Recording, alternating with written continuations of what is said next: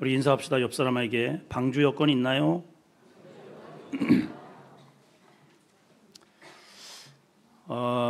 영국 해외 시민권 자문 업체인 헨리 앤 파트너스가 공개한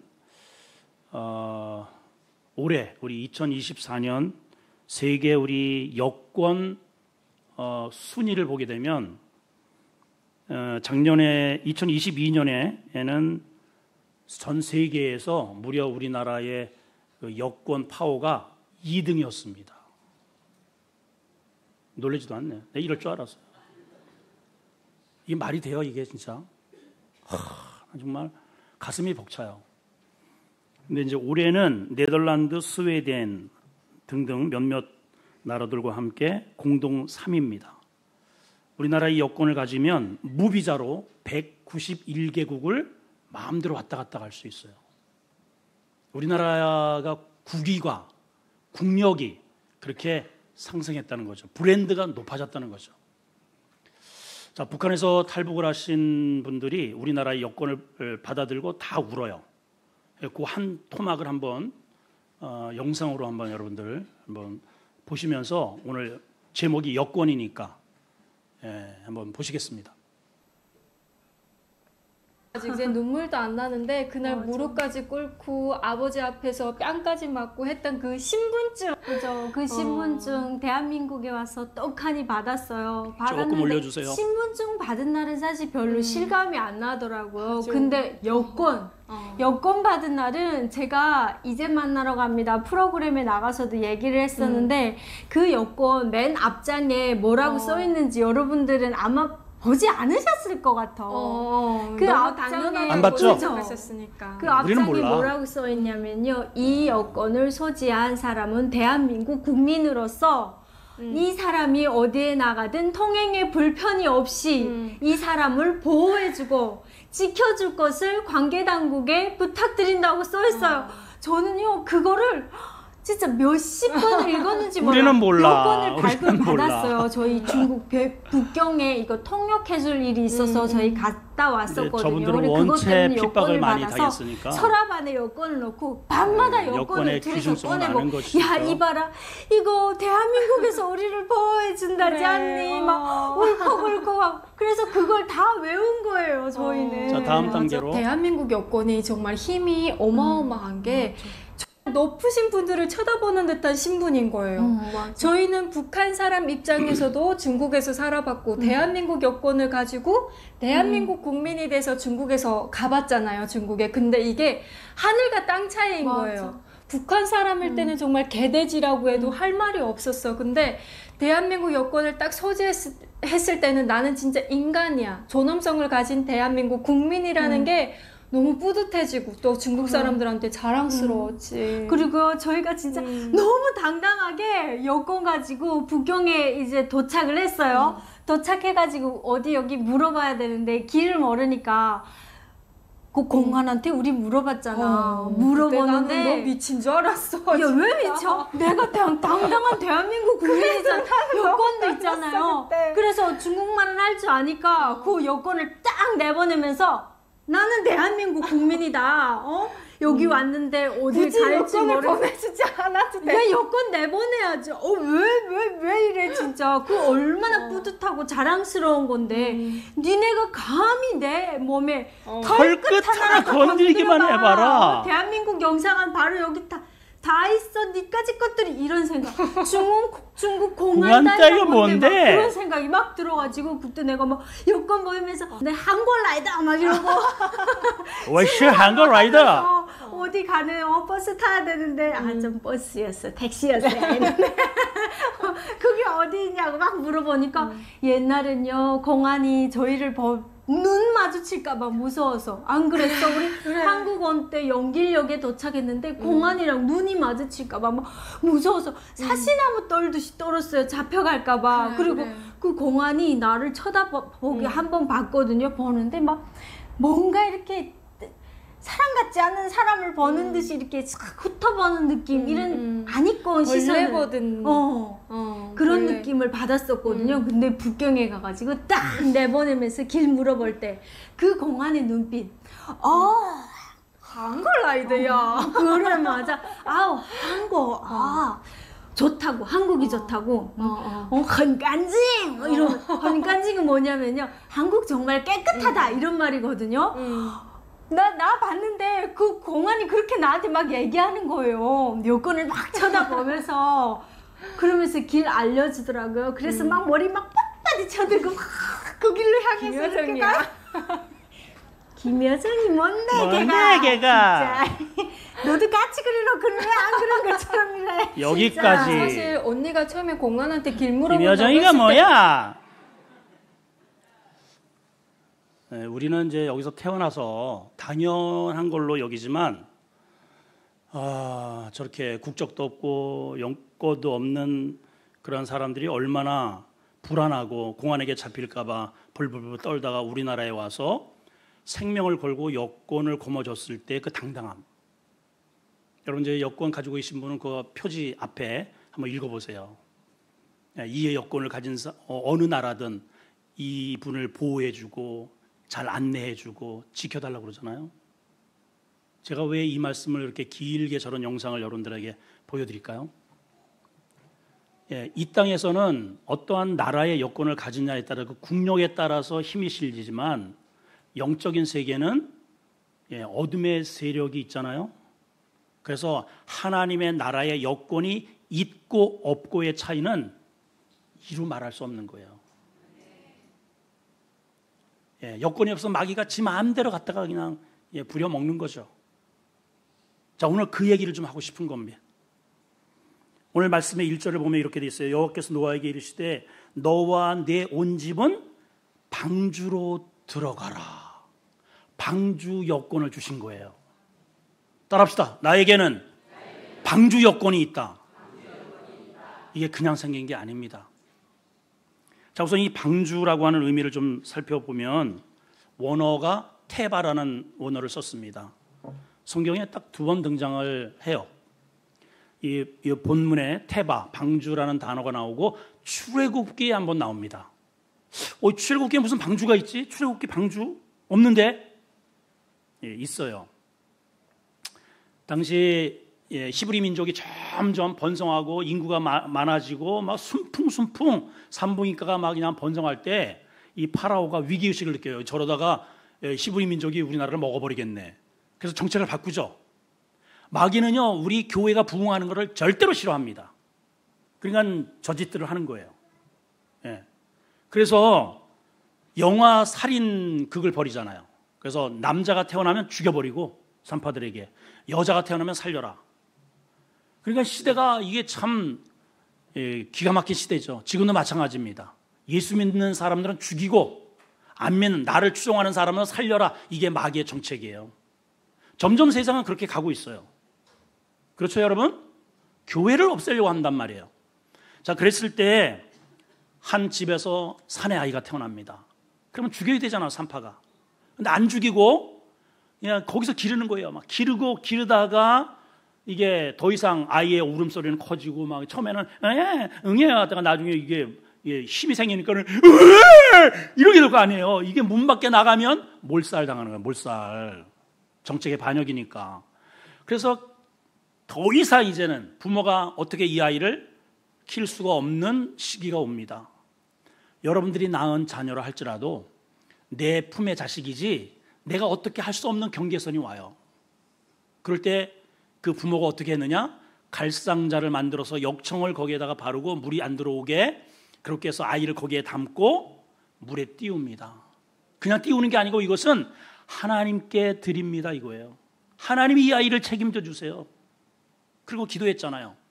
그 갈상자를 만들어서 띄운 그 갈상자가 테바입니다. 테바. 방주예요. 자, 그러면 그 방주의 의미가 오늘날에는 어떤 의미를 갖고 있는가? 이걸 이제 알아야 되겠죠. 자, 우선 이 의미를 알기 위해서 조금 이 역사적 스토리를 좀 우리가 알 필요가 있는데 모세가 그렇게 방주에서 건짐을 받아서 왕궁에서 자라긴 했지만은 결국은 하나님의 부르심을 받고 이스라엘 백성들을 이끌고 홍해를 지나서 이제 가나안 땅 바로 턱 밑까지 앞에까지 이르게 됩니다. 가나안 땅을 바라보면서 아주 위대한 그 책을 하나 편찬을 했는데 그게 바로 신명기서라는 책이에요. 그 신명기에 자기는 이제 여기에서 죽지만은 자기 후임으로 진정한 리더자, 정말 이 나라와 이 민족을, 하나님의 백성들을 제대로 진리로 이끌어갈 그러한 사람이 태어날 것을 예언을 합니다. 하나. 자, 신명기 18장 15절을 읽습니다. 시작. 내 하나님 여호와께서 너희 가운데 내 형제 중에서 너를 위하여 나와 같은 선지자를 일으킬 거다. 근데 모세 이후에 모세와 같은 리더십을 가진 모세와 같은 지도자가 태어난 적이 없어요. 자, 그러면 이게 무슨 말일까?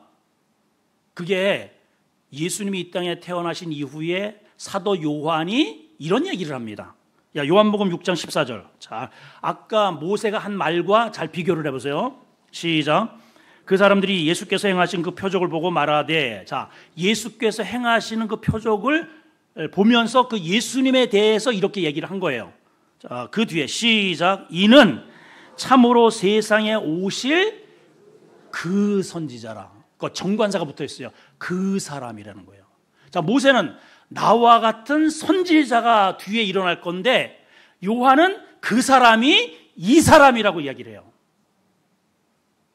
예. 자, 그러니까는 방주는 어떤 의미인가? 방주. 그 방주에 내가 죄 가운데서 물 가운데서 유일하게 구원받을 수 있는 방주의 상징은 바로 우리를 구원하실 예수 그리스도를 상징하는 겁니다. 그래서 고린도전서 이제는 신약 시대잖아요. 10장 1절 2절에 이렇게 기록이 되어 있어요. 시작. 형제들아, 나는 너희가 알지 못하기를 원치 아니하노니 우리 조상들이 다 구름 아래에 있고 바다 가운데 지날 때, 이거 이제 모세가 백성들을 데리고 홍해를 지날 때 이야기를 하는 거예요. 지금 그때에 2절에 보면 이렇게 돼 있어요. 모세에게 속하여 다 구름과 바다에서 세례를 받았다. 여기 단어의 표현을 잘 보세요. 모세에게 어떻게 해요? 속하여, 소속되어, 모세 안에서, 이런 뜻이거든요. 원래는 모세를 따라 세례를 받으며, 이렇게 해야 정답입니다. 모세를 따라갔잖아요. 근데 그렇게 표현하지 않고 모세에게 속하여, 모세 안에서, 그 모세는 앞으로 오실 예수 그리스도를 예표한단 말이에요. 그러니까 구원을 어떻게 받는다? 예수 그리스도 안에서 받는 거예요. 테바 안에서 받는 거예요. 방주로 받는 거예요. 그래서 신약에 주님이 이렇게 말씀하셨어요. 요한복음 14장, 이거는 주님이 직접 이제 하신 말씀입니다. 이 위에는 전부 다 사람들에 의해서 계시로 주어진 거고, 이제는 그 계시의 당사자인 그 선지자가 테바의 그 구원자이신 그 자격으로 오신 바로 그분이 자신의 입으로 이렇게 얘기를 해요. 요한복음 14장 6절 시작. 예수께서 이르시되 내가 그 길이요, 그 방주요, 구원받는 길이래요. 내가 길이요 진리요 생명이다. 나로 말미암지 않고는 구원받을 길은 있다 없다? 없다. 자, 교회 시대가 탄생됩니다. 사도행전의 교회 시대에도 사도 바울이 이런 얘기를 합니다. 자, 시작. 다른 이로서는 구원을 받을 수 없나니 천하 사람 중에 구원받을 만한 다른 이름이 있다 없다? 주신 일이 없다. 유일한, 지금은 홍수잖아요. 이 홍수 속에서 유일하게 구원받을 수 있는 하나는 방주. 그래서 사람들이 지금 먹고 마시고 장가가고 시집가고 떵떵거리고 난리 버거지잖아요.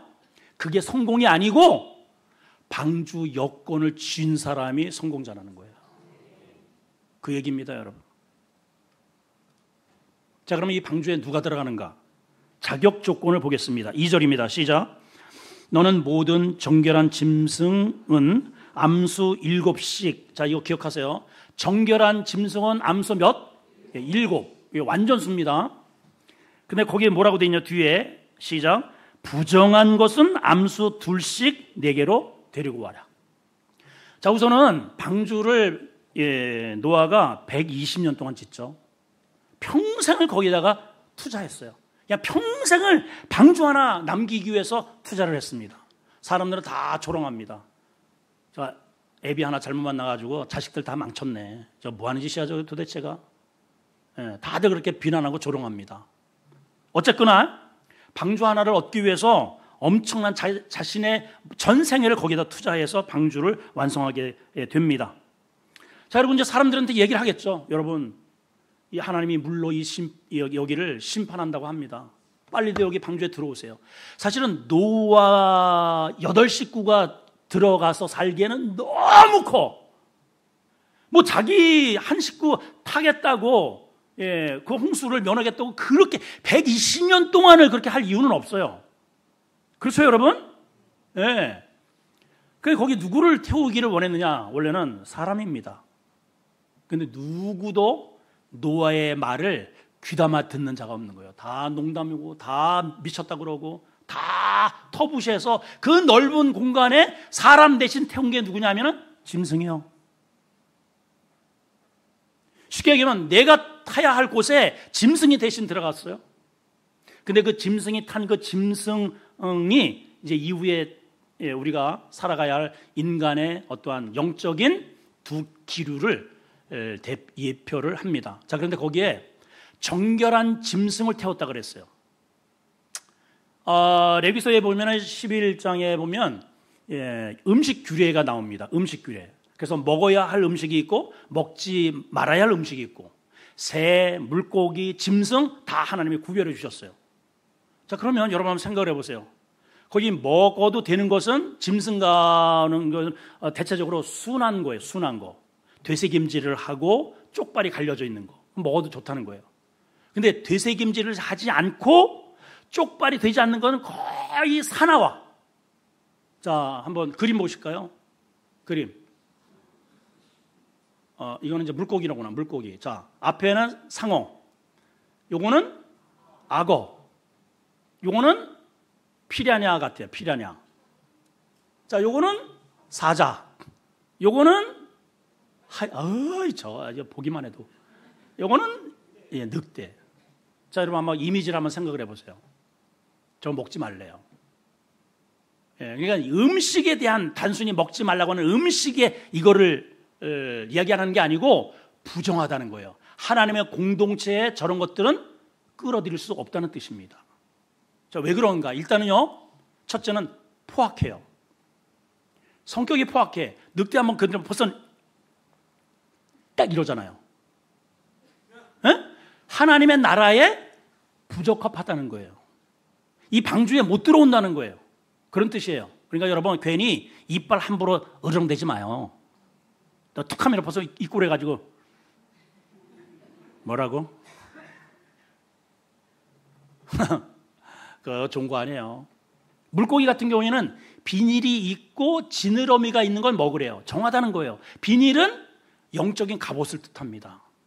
전신갑주를 뜻하는 거예요. 그게 상징하는 거예요. 지느러미는 거친 이 죄의 세상을 치고 올라갈 수 있는 영적 능력을 가진 자는 정하다는 거예요. 그런 뜻이에요. 하나님의 말씀을 듣고 되새김질하는 사람은 정하다는 거예요.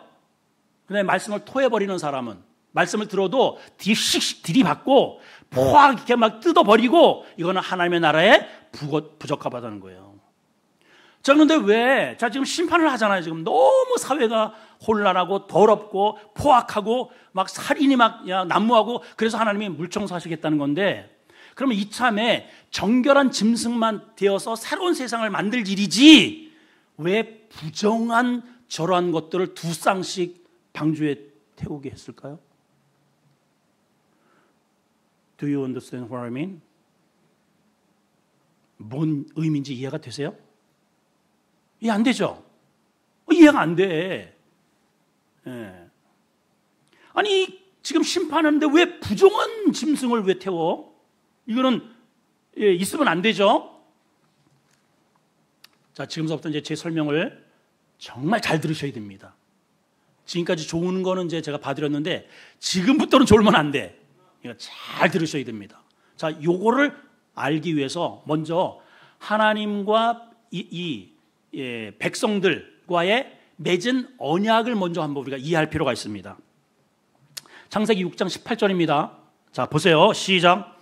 그러나 너와는 내가 너와 나의 언약을 세우리니, 이렇게 해야 맞는데, 너와는 내가 내 언약을 세우리니 너는 네 아들과 네 아내와 네 며느리와 함께 방주로 들어가래요. 방주는 아무나 못 들어가거든요. 하나님의 언약, 다시 말해 정결해야 들어가요.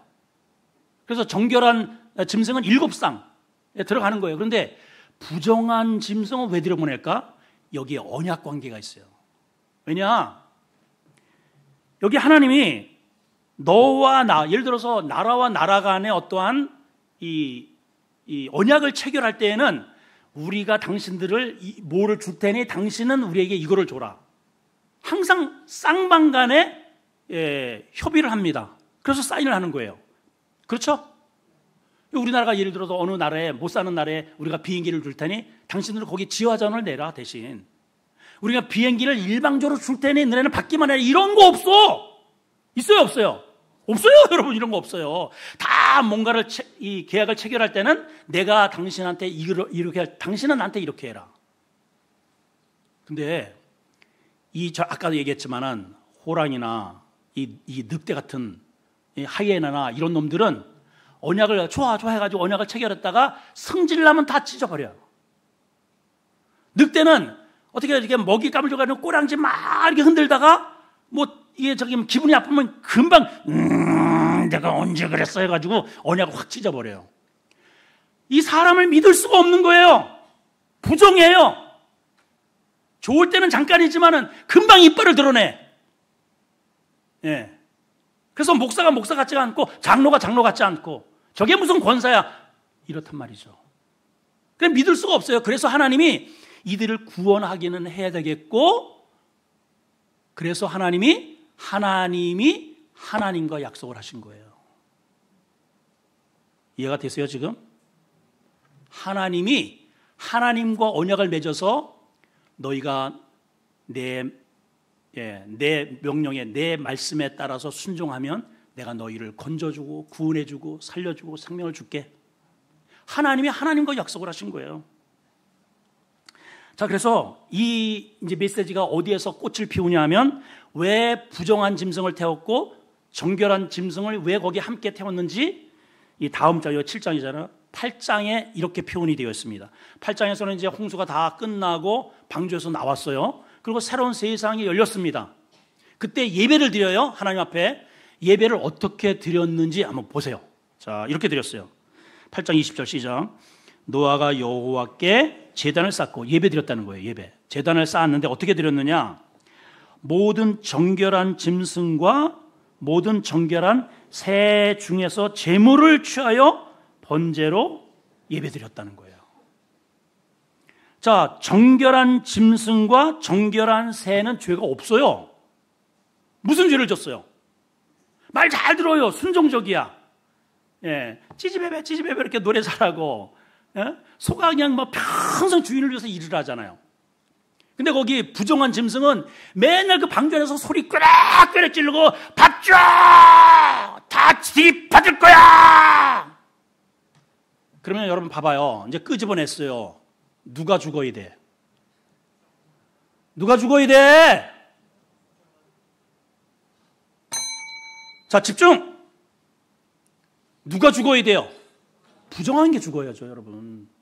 죄인이 죽어야지, 죄인이. 버럭버럭 소리 지르고 이빨 들이고 툭하면 상 엎어버리고 그냥 패대기 치고 승질 부리고 그놈이 죽어야지. 근데 아니란 말이죠. 아니에요. 여기 보니까 그 부정한 짐승을 위해서 정결한 짐승이 죽더라는 거예요. 이게 왜 이렇죠? 이게 하나님이 세운 언약이라는 겁니다. 자, 계속 이제 진도를 나가봅니다. 신약에 들어서 그 테바가 예수님이라고 그랬죠. 어린 양이 되셨어요. 자, 신약에 보게 되면 누가복음 7장에 나인성 과부가 아픈 것도 아니에요. 죽어버렸어요. 그리고 생애를 메고 지금 장례를 지르러 가고 있습니다. 나인성 과부의 아들이 죽었다는 말은 어떤 의미냐면 그 도성이 죽음의 도성이라는 뜻이에요. 영적으로 죽어 있는 거예요. 거기에 주님이 가셨어요. 원래 율법에는 절대로 시체에다가 이걸 시체를 터치하면 안 됩니다. 정한 사람이 시체를 만질 때 그 더러운 시체의 죽음이 나를 오염시켜서 내가 더럽게 돼요. 그럼 만지면 안 돼. 그래서 격리를 시키는 겁니다. 자, 주님이 그 도성에 들어가셔서 지금 과부의 행렬이, 죽은 아들의 행렬이 쭉 가면서 과부가 통곡을 하고 지나간단 말이죠. 그러더니 주님이 그 행렬을 세우셔요. 잠깐 나 좀 보자 하더니 이거 시체잖아요. 율법에 만지면 안 돼. 굳이 또 들어가가지고 시체를 만질 이유가 뭐가 있겠어요? 청년아 일어나라 하면 될 거를. 그렇지 않아요? 근데 여기는 대답 안 한다. 그렇지 않아요? 그렇지. 대답자라는 여기를 보고 이제 설교하면 안 봐. 내가 또 마음이 약한 게 또 탈이라 내가. 대답 좀 하세요. 봐봐요. 만질 이유가 없어요. 그런데 굳이 거기 가셔서 시체에다 손을 이렇게 대셔요. 그럼 이제 어떻게 됐어요? 주님이 정결하신 주님이 오염이 된 거예요. 그러면 이 오염이 된 주님이 죽으셔야 돼. 이 지금 그 원리예요. 그래서 이 사람의 이 부정한 늘 승질 부리고 으르렁대고 혈기 부리고 그거는요 물에 그냥 떠내려가 돼요. 하나님이 이렇게 심판해서 그냥 죽여야 돼. 근데 죽이지 않고 거기에 두 쌍을 골라서 정결한 짐승을 죽여서 이 부정한 짐승을 살리더라 이 말이에요, 여러분. 그 정결한 짐승의 상징이 누구냐? 예수님이야, 예수님. 그분이 이 땅에 오셔서 시체 같은 나를 만지셔서 우리의 포악함, 우리의 우상숭배, 더러움, 추악함 이거를 그 죽은 시체를 당신이 끌어안고 십자가에서 그 죄값을 치르시고 나를 살려내셨다 이 말이에요. 이해가 되시나요? 또 있어요. 주님이 이제 회당장의 그 하인의 지금 이제 골골댄다 그래서 내가 가서 고쳐줄게 해가지고 행렬을 데리고 가던 중에 12살 되었다 그랬죠. 12년을 혈루증으로 앓은 여인이 마찬가지예요. 피를 흘리면은 부정해야 됩니다. 여인들도 한 달에 한 번씩 찾아오는 그러한 생리 현상이 일어나면은 그 부정해서 7일간 반드시 정결 의식을 통해서만 진중에 정상적인 활동을 하게 돼 있어요. 그 12년 동안 하혈을 했단 말이에요. 부정해요. 이 공동체에 들어올 수가 없어. 근데 이 여인이 목숨을 걸고 예수님의 뒤에 와서 예수님의 옷자락을 이렇게 붙잡습니다. 자, 부정한 여인이 정한 예수님의 옷자락을 잡으니까 예수님이 부정해버렸네. 이 여인은 간절한 거예요. 내 이렇게는 살 수 없어. 맨날 피를 흘리니까. 그래서 얼굴이 허여멀건해가지고 살았으나 사는 게 아니야. 내가 주님을 만지면 살 수 있겠다 생각해서 목숨을 걸고 나와서 예수님을 붙잡았는데 그게 바로 자기의 부정함이 정하신 예수님에게 쑥 들어가서 주님이 희생을 통해서 여인이 살아나다라는 거죠. 이해가 되시나요? 방주에 부정한 짐승을 태운 이유가 바로 그거예요. 우리는 그럽니다. 방주에 저런 부정한 게 왜 들어왔어? 우리 교회에 왜 저런 사람이 왜 들어왔지? 여러분, 그런 사람을 주님이 받아주셨기 때문에 나 같은 사람도 여기 있는 거예요. 똑같아요, 여러분. 누가 누구를 욕합니까, 여러분? 누가 누구를 정죄한단 말이에요? 내가 부정하고, 내가 하이엔하고, 내가 미꾸라지고, 미꾸라지는 부정해. 왜 부정하냐? 손에 잡혀야 말이지. 내가 좀 쓰자. 결국은 빠져나가. 얘기 기름 종개처럼. 그게 나잖아요, 나. 하나님의 손에 우리가 붙들려야 그게 붙들려 내가 사는데 안 붙들려. 어쨌든 빠져나가. 그러니까 부정하다는 거예요. 그런 내가 어떻게 여기 있을 수 있느냐? 정한 덩치는 있다만 한데 애가 끌어와도 끌려와. 그러한 순종적인 예수 그리스도의 희생을 통해서 내가 사는 거예요. 이거를 안다면, 여러분, 이거를 안다면 이제 빠져나가지 말아야지. 들이받지 말아야죠, 여러분. 이빨 들이밀지 말아야죠. 그렇지 않겠어요, 여러분? 대답들을 안 하네. 우리는 자격이 없는 사람이었어요. 그런 나에게 하나님이 그 부정한 짐승에게 방주 여권을 주신 겁니다. 잊어먹겠어요, 여러분? 그거 어디다가 두셨어요? 여러분, 아까 두 여인 한번 보셨잖아요. 세상에, 이거, 오히려 그 공한테 가가지고, 我是韩国人 까불고 있어, 그냥. 김연정이 나오라 그래. 그 여권 하나 들고, 얼마나 대단합니까? 자격 없는데, 자기들. 맨날 북조선에서는 나만 그 미군의 무슨 뭐 어쩌고저쩌고 가난하고 어쩌고 맨날 저 죽여야 되고 이랬던 나라인 줄 알고 왔는데 그런 나라가 아니란 말이에요. 예. 자기들을 보호해주고 먹여주고 입혀주고 세상에 이렇게 음식이 좋고 이렇게 문화가 좋고 너무 자랑스러워서 막 그냥 내가 어떻게 하면 이 나라를 위해서 내가 어떤 일을 할까 다들 그래 다들. 자격 없는 나를 하나님이 그렇게 구원해 주셨다면 내가 그러면 어떻게 주님의 영광을 위해서 좀 성질을 좀 죽이고 주의 영광을 위해서 어떻게 남은 삶을 살 것인가 하는 게 여러분 당연하지 않겠어요? 당연하지 않습니까? 당연하지 않습니까? 아직도 그 성질을 못 버리셨나요? 아직도 그 혈기가 그대로 남아있나요, 여러분?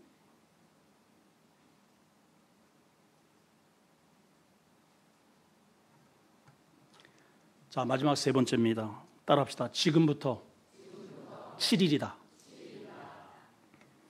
자, 4절, 5절을 읽습니다. 시작. 지금부터 7일이면 내가 40주야를 땅에 비를 내려 내가 지은 모든 생물을 지면에서 쓸어버리리라. 노아가 여호와께서 자기의 명하신 대로 다 준행하. 이거 다 준행하기까지 120년 걸렸어요. 자기의 전 생애를 여기다 다 쏟아부은 겁니다. 이게 대가 지불이에요. 자, 그래서 사람들에게 권했지만 아무도 귀뚱으로도 듣지 않아요. 그래서 짐승을 태웁니다. 예. 하나님께서 명령하신 대로 하는 거예요. 이해가 되지 않죠? 왜 부정한 짐승을 태우라고 하지? 저것들 본인이 다 책임져야 돼, 본인이. 그렇죠? 아니, 정한 송아지, 양 잘 이렇게 고양이 이렇게 이런 것만 하면 좋은데 불독 같은 거 이렇게 이거 들으면은 얼마나 힘들어. 그죠? 얼마나 힘들어요, 여러분. 그 자기가 다 건사해야 되는데. 근데 그럼에도 불구하고 힘들어도 어떻게 했다? 여호와께서 명령하신 대로 다 준행했더라. 여러분들 각 부서에 또 직장에 내 마음에 잘 안 드는 내가 건사하는 중에 그 악바리 같은 그런 사람들이 있잖아요. 너무 힘들고 통제가 안 되고. 근데 그 만약에 제하게 되면 이 방주 공동체는 깨지게 됩니다. 노아가 다 중요했다고 그랬어요. 자, 그리고 나서 여기 말씀해 보면 우리가 꼭 놓치지 말아야 할 말씀이 하나 있는데 그게 뭐냐면 방주에 들어갔다라는 말입니다. 방주에 들어갔다. 자, 7절 끝에 보니까 홍수를 피하여 방주에 들어갔고 누가? 노아 아들들, 아내, 며느리. 이거 기억하세요. 나만 들어가면 안 됩니다. 노아 아내, 아들, 며느리. 여러분, 지금 방주, 여러분들의 가족 공동체 방주 여권 다 가지고 있나요? 우리 며느리, 우리 아들들, 우리 딸들 어때요? 9절에 보니까 이 짧은 쪽에 절절마다 이런 말이 기록되어 있어요. 노아에게 명하신 대로 둘씩 방주에 들어갔으며 13절에 다 방주에 들어갔고 거기는 아주 이름까지 나와요. 노아와 그 아들 셈, 함, 야벳, 노아의 아내, 며느리. 이해가 없어요. 우리 며느리, 첫째 며느리, 둘째 며느리 나왔니? 셋째는 어디 갔냐? 다 들어갔대요. 예. 15절에도 노아에게 나와 방주로 다 들어갔으니. 여러분들의 자녀의 이름이 있어야 할 곳이 방주 여건입니다.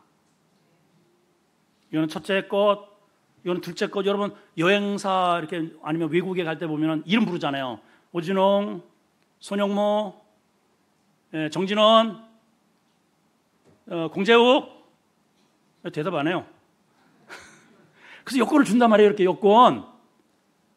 아들이라고 덩달아 따라가는 거 없습니다. 있어요, 없어요? 없어요, 여러분. 없어요. 예, 남자들이 뭐 부인 치마 자락 따라가는데 치마만 벗겨져. 어딜 따라가긴.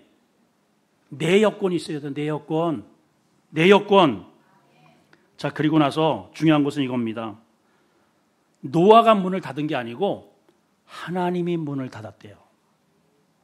16절이 있습니다. 시작. 들어간 것들은 모든 것의 암수라. 하나님이 그들에게 명령하신 대로 들어가매 여호와께서 그들을 들여보내고 여호와께서 문을 닫으셨어요. 여호와께서. 열자가 없습니다. 열자가 없어요. 자, 그리고 나서 이제 우리가 오늘 아까 우리가 좀 주목해야 할 부분이 이거예요. 지금부터 7일이다 하는 거예요. 7일 후에 비가 내린다. 자, 이제 저 좀 보세요. 아니, 이제 그동안에 얼마나 고생 많이 했어요. 얼마나 고생. 그리고 이제 전부 다 사람들은 안 오니까 짐승들도 빨리빨리 들어와, 얼른 빨리 가지고 다 방방 다 이렇게 해놓고선 문을 이제 꽝 하나님이 닫았으면은 그러면 그 다음날 비가 내려야지. 그렇잖아요? 비가 내려야지. 그 다음날 하루가 지나고 또 그 다음날 지나고 또 그 다음날 지나고 또 그 다음날 지나고 안 와. 야, 노아가 어떤 생각을 했을까? 이거 내가 번지수를 잘못 찾았나? 내가 진짜 이거 미친 짓 한 거 아닌가? 이거 방주를 열고 다시 한번 나가야 돼. 사람들이 나를 뭐 어떻게 이거 대할 거야? 이거 진짜 이거 괜한 짓 한 거 아닌가라는 생각을 혹시 하지 않았을까라는 그런 생각도 듭니다.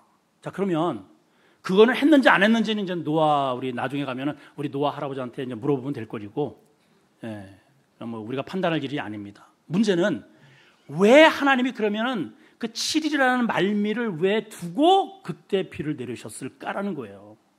왜? 7자는 수는 완전수거든요. 한참을 더 기다리신 거예요. 자, 여기 보면은 11절에 보면은 노아가 600세 되던 해 비가 내렸거든요. 자, 그런데 그 600세 되던 해에 누가 죽었느냐? 할아버지 무두셀레가 969세를 살고 돌아가셨어요. 그 과거에 예언한 대로 그대로 된 겁니다. 하나님은 이 백성들을, 그러니까 그 사람을 오래 살게 하기 위해서 오래 살게 한 게 아니고 어떻게 해서든 이들이 하나님의 말씀으로 함께 방주를 짓고 함께 하나님의 심판을 준비하도록 그렇게 기회를 주신 거예요. 900년이 넘게. 그리고 120년에 또 기회를 주셨어요. 그리고 또 방주에 다 들여보내놓고도 일주일을 기다리셨어요.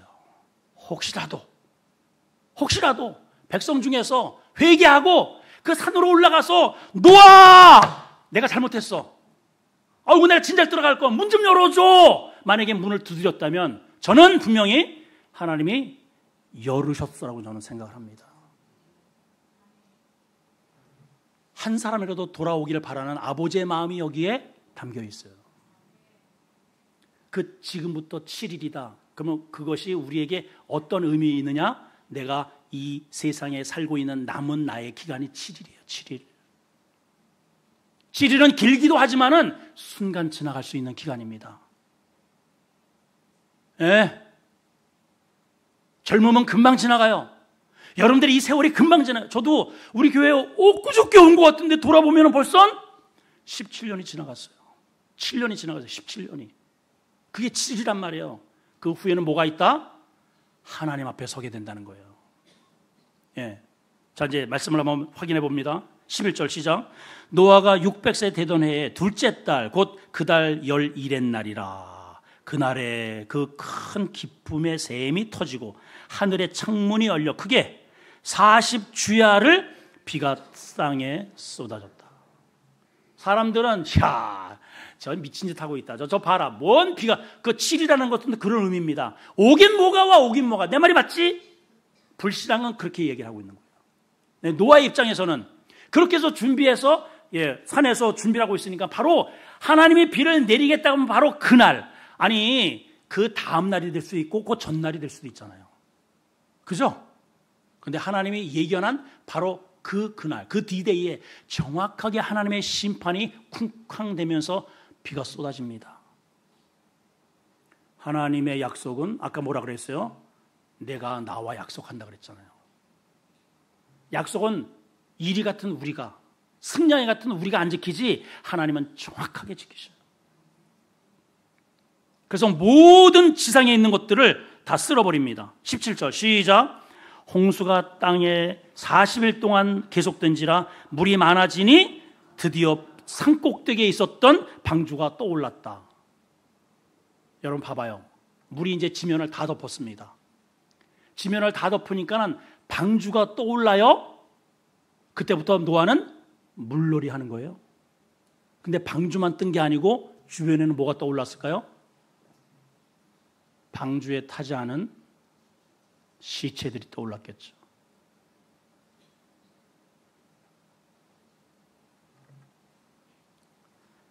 우리에게 7일이라는 기간이 하나님께서 우리에게 주셨어요.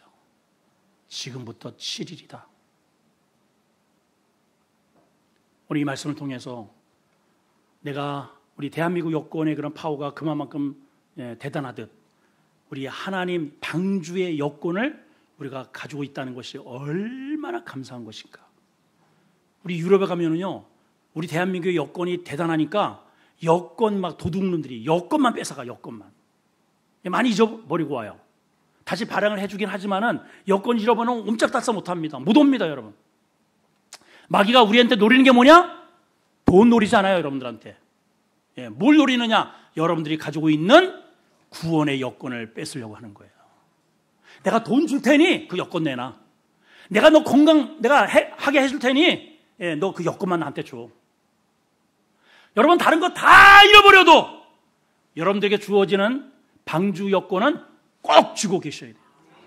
소중하게 여기셔야 합니다. 두 번째는 아직 여러분 가정 가운데 이 가운데 내가 천국 여권, 방주 여권이 있는지는 잘 모르겠다 하시는 분들은 오늘서부터 기도하셔야 돼요. 사모하셔야 됩니다. 그리고 자녀들을 위해서 너 방주 여권이 있어 없어 꼭 물어보시고 그 거센 하나님의 말씀에 통제도 되지 않고 지멋대로 하고 그렇게 살아가려고 하는 그러한 여러분 식솔도 중에 반드시 7일이 도래하기 전에 여권을 꼭 발급받게 하셔서 이 자리에 데리고 나오시길 바랍니다. 기도하겠습니다. 하나님 아버지,